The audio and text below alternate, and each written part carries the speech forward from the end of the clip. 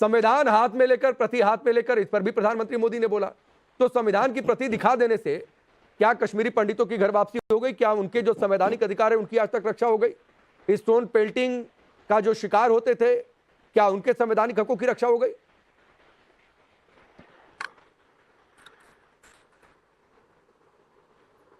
देश के सबसे बड़े संवैधानिक पद पर बैठे हुए आदमी और लोग जब मिमिक्री करें और तेज बोले, जोर से बोले, बार बार बोले, झूठ बोले, तो इस देश का ही दुर्भाग्य है कि चुनाव जीतने के लिए किसी स्तर तक भी कितने बड़े पद का आदमी जा सकता है। सत्यता से परे विश्वनाथ प्रताप सिंह की सरकार थी और भाजपा का समर्थन था। भाजपा के 89 से ज्यादा एमपी समर्थन दे रहे थे जब कश्मीर में अजीत डोभाल साहब वहीं पोस्टिंग थे, जब कश्मीरी पंडितों को वहां से उनके ऊपर अत्याचार करा था। इसमें कांग्रेस का कोई रोल नहीं था, ना अदर्स किसी का रोल था। और अगर मैं आपसे भी पांडे जी, आप 140 करोड़ लोगों को ये पता चलना चाहिए कि पत्रकार किस तरह से एक्सपोज होते हैं। मुझे ये बताइए। अरे मेरे सुनिए ना अजय वर्मा, एक मिनट सुनिए भाई, मेरे एक्सपोज होने की चिंता मत करिए सर। आपने कहा सबसे बड़ा संवैधानिक पद, तो देश में सबसे बड़ा संवैधानिक पद राष्ट्रपति का होता है, तो आप अपने एक्सपोज होने की चिंता क्या करिए। प्रधानमंत्री देश में सबसे बड़े संवैधानिक पद पर नहीं होते हैं। तो सर ये जनरल नॉलेज वाला खेल मत खेलिए, पलट कर आएगा, आपके लिए मुश्किल हो जाएगी। तो जिस काम के लिए बुलाया जाता है कि आप लोग सवाल का जवाब दीजिए, वो काम किया करिए, वो काम किया करिए। अजय वर्मा, आपकी बीजेपी से अदावत है, वो अदावत निभाया करिए। कश्मीर यहाँ आकर पत्रकारिता से अदावत, पत्रकार से अदावत मत दिखाया करिए। चलिए आप अपनी बात रखिए, जो सवाल पूछा था, और आरपी सिंह से कुछ कहना हो तो कहिए। देखिए, और फिर बताइए कि खानदानी सियासत में आप लोग भी जम्मू कश्मीर में पिछले सालों में उतने ही हिस्सेदार रहे जी। पांडे जी जब आरपी सिंह बोलते हैं तो आप उनकी नहीं सर, आप पर्सनल हो रहे थे इसलिए जवाब दिया। आप बोल रहे हैं तो अभी आप ही के पास हूं, आरपी सिंह के पास उठकर नहीं चला गया, बावजूद इसके क्या हाथ दिखा रहे हैं।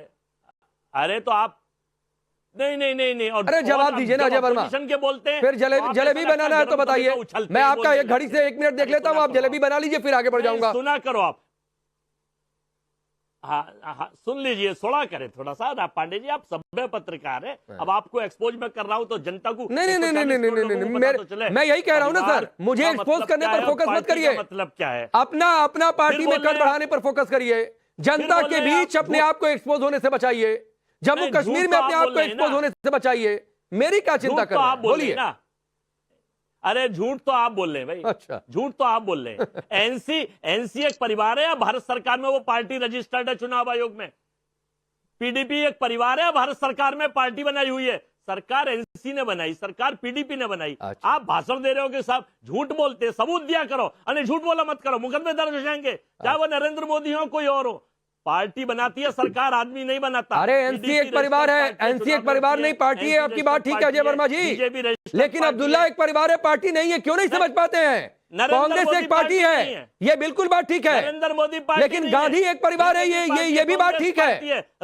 और कांग्रेस पर उसी का कब्जा है। नहीं, पीडीपी एक पार्टी है, ठीक है, आप, लेकिन मुफ्ती एक परिवार है। रहिए आप, आपके कहने से कोई भारत का संविधान, आपके कहने से भारत का संविधान या प्रधानमंत्री के कहने से कोई झूठ बोलने से बदल जाएगा? चुनाव जी जनता ने, राम जी ने अभी चपाती दिए थे 2024 के चुनाव में, और अब लगेगा आपको हरियाणा में, अब लगेगा महाराष्ट्र में और कश्मीर में। मैं फिर आपको बताना चाहता हूं कि देश की अमनो चैन के लिए यह कहा गया था कि चिड़िया का बच्चा भी पर नहीं मार सकता। आपको मालूम है कि इन 90 दिनों में 100 दिन पूरे हुए, क्या एजेंडा था? कितने जवान शहीद हो गए, कितने मारे गए लोग, कितनी आतंकवादी घटनाएं हो गई। सिवाय तेज बोलो, जोर से बोलो, झूठ बोलो, बार बार बोलो। और आप बार बार सवाल का जवाब मत दो, बार बार पत्रकार पर अटैक करो, बार बार सवालों से दूर भाग जाओ, और बार बार इधर उधर की बात करो, और ये बार बार जलेबी बनाते रहो। आरपी सिंह बोलिए। अब आप तो बेचैन होंगे, अब सुन लीजिए। नहीं, का देशलाई गैंग है, उस देशलाई गैंग का काम यह है कि भारत के सोशल फैब्रिक खत्म करो, हिंदू मुस्लिम फैलाओ, मुद्दों से छोड़ दीजिए ना। मैं डिबेट नहीं डिरेल करना चाहता हूं, लेकिन आप लोगों ने कितना सोशल फैब्रिक बनाकर रखा और क्या क्या बयान दिए, मैं उधर नहीं जाना चाहता हूं। आरपी सिंह, इनका जवाब दीजिए, बोलिए।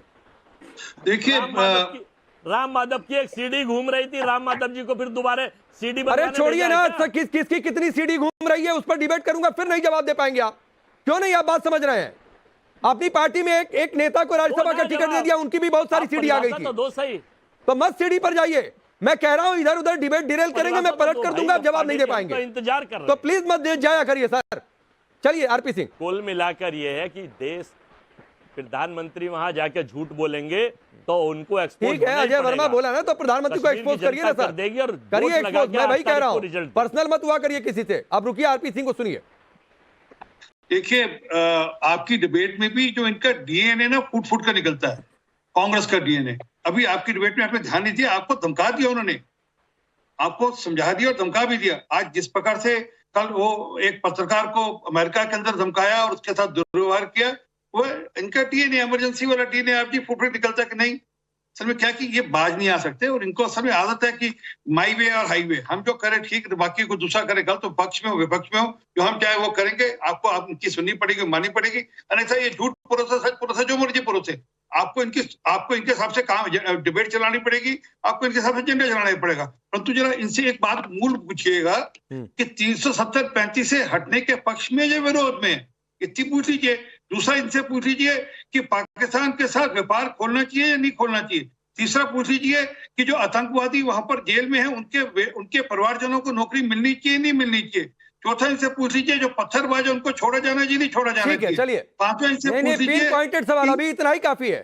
4 सवाल का जवाब पिन पॉइंटेड। अजय वर्मा जी 30 सेकंड आपको देता हूं, क्योंकि ये इनके अलायंस में सब है। चलिए ठीक है, आरपी सिंह आपने सवाल पूछा, 4 सवाल का जवाब दीजिए। जो सवाल याद ना आए बोलिएगा, मैं वापस उनसे बोल दूंगा बोलने के लिए।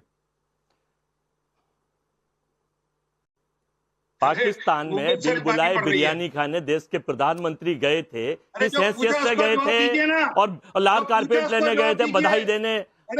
आज के 24 की सरकार बनने के बाद, अरे भाई आप बीच में बोल रहे हैं, ये बेचैन हो रहे हैं, कुदक रहे हैं, ये भी बेचारे गर्म तबे में बैठे हैं आरपी सिंह।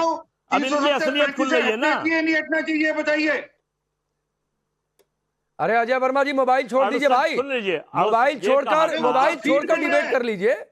अरे बता टेलीविजन आंकड़े, ये कितने गंभीर हैं। 68 दिन मोबाइल में लिख कर लाते हैं क्या बोलने के लिए? 95 दिन नहीं, 68 दिन लिख के नहीं लाऊंगा। आप कौन सा बैठ के बैठ रहे हैं, मैं नहीं पढ़ूं। 68 दिन, 17 आतंकी हमले, 18 जवान शहीद, 26 जवान घायल, 11 आम लोगों की मृत्यु और 50 से ज्यादा आम आदमी घायल। सुनो, ये झूठ बोलो सिवाय इसके कि वहां झूठ फसोट मचाने के लिए। 18 के अंदर 179 इनकाउंटर हुए थे। ये है चाइना को लाल आंख नहीं दिखाएंगे, चाइना अंदर घुस जाएगा। 55 थे पाकिस्तान में बिन बुलाए एक मिनट कितनी आतंकी घटनाओं में कमी हुई है, पत्थरबाजी कहां बंद हुई, कितने जवान शहीद हुए, पहले कितने होते थे, अब कितने हो गए, इस पर बहुत डिबेट हो गई है।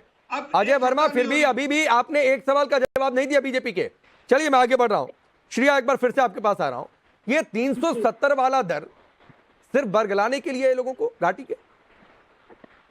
जी 370 पे तो मैं पहले आती हूँ, पहले क्योंकि कश्मीरी पंडितों के बारे में बात हुई और मैं खुद कश्मीरी पंडित हूँ, तो सुशील जी ने ठीक कहा कि हम काफ़ी समय से वहाँ से बाहर हैं और हमारे साथ जो अट्रॉसिटीज हुई उसमें तो कोई डिबेट हो ही नहीं सकती। बट आप लोगों के हिसाब से किसी ने कश्मीरी पंडितों के लिए कुछ नहीं करा। मुझे ये बताइए पिछले 10 साल में मोदी जी ने क्या करा है या बीजेपी गवर्नमेंट ने क्या करा है? उनका तो डायरेक्ट गवर्नेंस थी ना 10 साल से। अगर हम 30 साल में कुछ नहीं कर पाए, उसमें से 10 तो बीजेपी के भी थे। एक सेकंड, मेरा सवाल अभी पूरा नहीं हुआ है।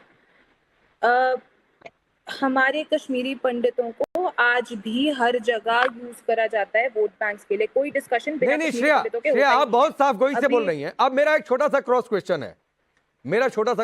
है जी। एक तो राज्य सरकार का मसला था, केंद्र सरकार को जितना करना था किया नहीं किया, वो आपका वाजिब सवाल है, आरपी सिंह को उसका जवाब देना चाहिए, मैं उसके बीच में नहीं आऊंगा। लेकिन आप ये तो मान रही हैं कि बीजेपी ने नहीं किया, आप सवाल उठा रही हैं, तो नेशनल कॉन्फ्रेंस ने भी नहीं किया और पीडीपी ने भी नहीं किया। क्या आपने डिस्ट्रेस सेल्स एक्ट के बारे में सुना है? नहीं, पहले आप बोलिए ना मैडम, जो मैं पूछ रहा हूँ। मेरे को एक लॉ बताइए, मुझे पिछले 10 साल में एक लॉ, एक वेलफेयर स्कीम बताइए जो कश्मीरी पंडितों के लिए आई है, या 2। मैडम 370 रहते हुए कश्मीरी पंडितों के लिए क्या कर दिया आपकी पार्टी ने, गिनवाइए। और आप इस समय कहां से बोल रही हैं ये भी बताइए। 370 खत्म होने के बाद आपकी बीजेपी गवर्नमेंट जो सेंटर में रूल कर रही है, उन्होंने क्या कर लिया? तो 2019 से पहले आप लोगों ने क्या किया? कितने कश्मीरी पंडितों को बता दिया? अरे आप कहाँ रहती हैं श्रेया आंडू? शहर का ही नाम बता दीजिए। मैं आपसे ये पहले पूछती हूँ कि 30 साल पहले जो टारगेट किलिंग्स होती थी वो 2019 के बाद दोबारा शुरू हुई, उस बारे में क्यों नहीं कोई बात करता? क्या क्या?